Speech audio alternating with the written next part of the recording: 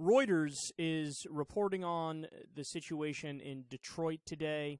It turns out the authorities recently cut off the water to Detroit residents, and then because of some international pressure, they actually turned it back on for a brief amount of time. I think it was about 30 days that they turned the water back on, and, you know, the international news stories kind of quieted down for a little bit.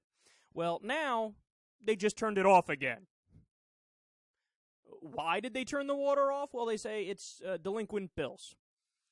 So there are very few people that have jobs in Detroit because there are none available, and apparently you have to go thirsty because of that gross situation.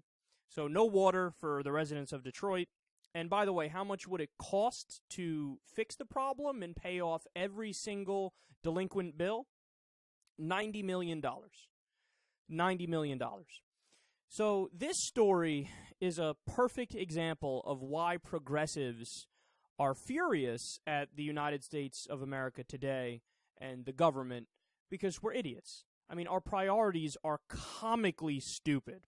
So let me do a little exercise with everybody and tell you some of the other things that we spend money on and how there's been zero talk of maybe reallocating some funds so people in Detroit don't go thirsty.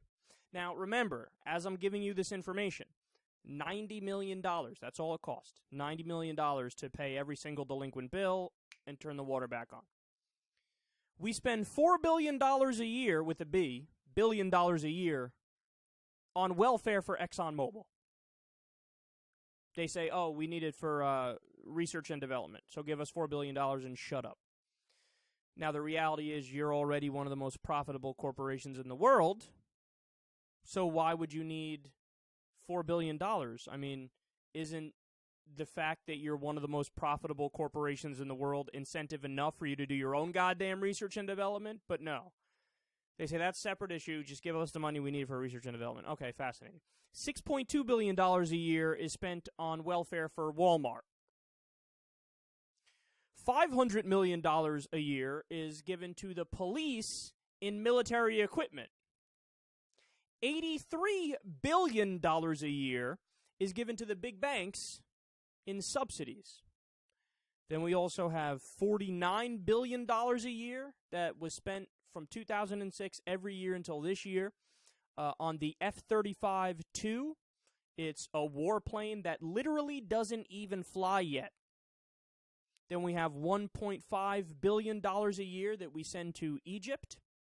And why do we do that? Well, we give it to the leadership of Egypt, and then the leadership of Egypt gives it right back to us, and we send them, warplanes, armament, ships, you name it, all military stuff.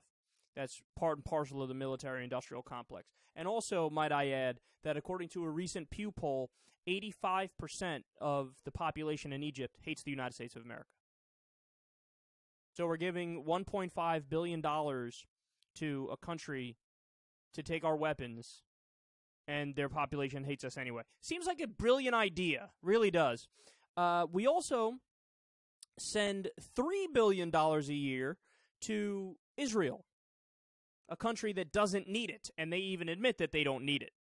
Now, here are my favorites. Those are the big dollar expenditures, and again, only $90 million to turn back on the water for the people in Detroit. But here are some of my favorite things we spend money on. $3 million we send to study the World of Warcraft video game. That's at different universities around the country.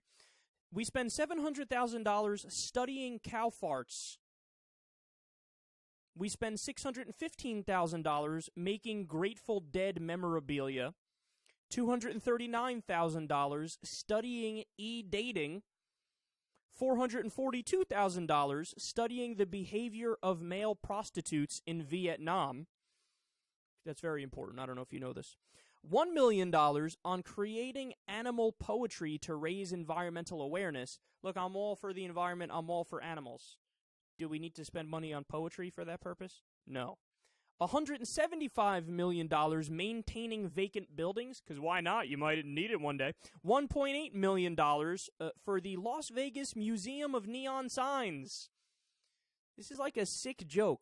We spend $800,000 to give to the NIH, the National Institute of Health, for a genital washing program for men in South Africa.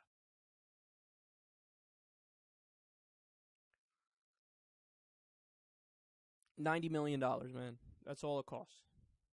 $90 million is all it costs to turn back on the water for residents of Detroit. People in Detroit apparently are living in the Congo today. Okay, that's what the multiple layers of government, whether the local government, state government, or federal government, that's what they've all decided. They so don't give a shit about Detroit that they're just like, yeah, fuck it, turn the water off. Let them go thirsty. We don't give a shit. And at the same time they're saying that, here's all the nonsense we are spending money on. Every single one of the things I just named, we can go without. Okay, and some of these things like the $83 billion a year that we give to the big banks, the welfare check, right? How many times over could we pay that $90 million? $83 billion. Take a little chip out of that. I was going to say a chunk, but it's not even a chunk. Just take a little chip out of that $83 billion and pay off the fucking water and call it a day.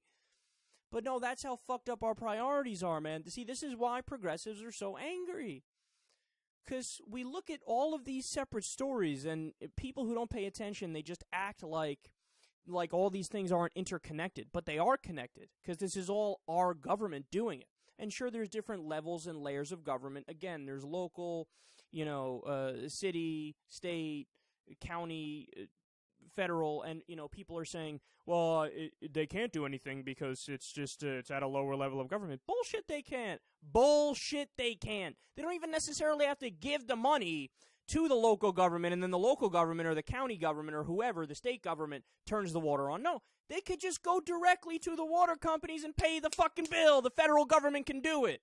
And I don't give a shit who does it, just somebody do it. When you look, 57% of discretionary spending in the United States of America goes to military spending. That funds all types of bullshit, okay? That funds the 900 military bases we uselessly have around the world. That funds all these garbage, no big contracts that go to Halliburton, Raytheon, KBR, Boeing, all this nonsense. It pays for those Abrams tanks that we created that now sit in the middle of the Nevada desert collecting dust. It pays for all these, unnecessary F-35s and F-35-2s that we don't fucking need. It pays for all these Navy ships that we definitely don't need. When was the last time? Well, what's going to happen? Croatia is going to invade a harbor on the East Coast, so we need the Navy. Is that what it is? Is that what's going to happen? Albania is on its way right now, and they're coming via ship. Spare me. We don't need these things. We don't need these things. But 57% of discretionary spending is military. And at the same time, $90 million is all it takes to turn the fucking water back on in Detroit, but the government says, we don't care, let them go thirsty. We don't give a shit. We just don't care. And then I love the idea that some people blame them, as if they would choose to live without water, as if they just woke up and were lazy. Like, no, it's okay. We'll do without water. We'll be all right. People need water to survive. Obviously, if they could, they would pay off the money. But they can't pay off the money. Why? Because the fucking economy is in tatters and there's no job opportunities. Because all the fucking jobs that were in Detroit were shipped out because of right-wing policies like NAFTA and GATT and the WTO and all the so-called free trade deals that are actually outsourcing deals that just take good middle-class American jobs and send them overseas. Or send them to Canada, send them to Mexico, send them to fucking Bangladesh, send them to Cambodia. And people are like, oh, wow, I used to make $27 an hour plus dental. Now I make nothing. Okay? The problem is the politicians. The problem is clearly the policies that we've created ourselves, that the businessmen have fought for and lobbied for. They got what they wanted and everybody else got fucked over. And now the government spits in everybody's eye and goes a step further and says, we're not even going to turn back on your water when it's off through no fault of your own.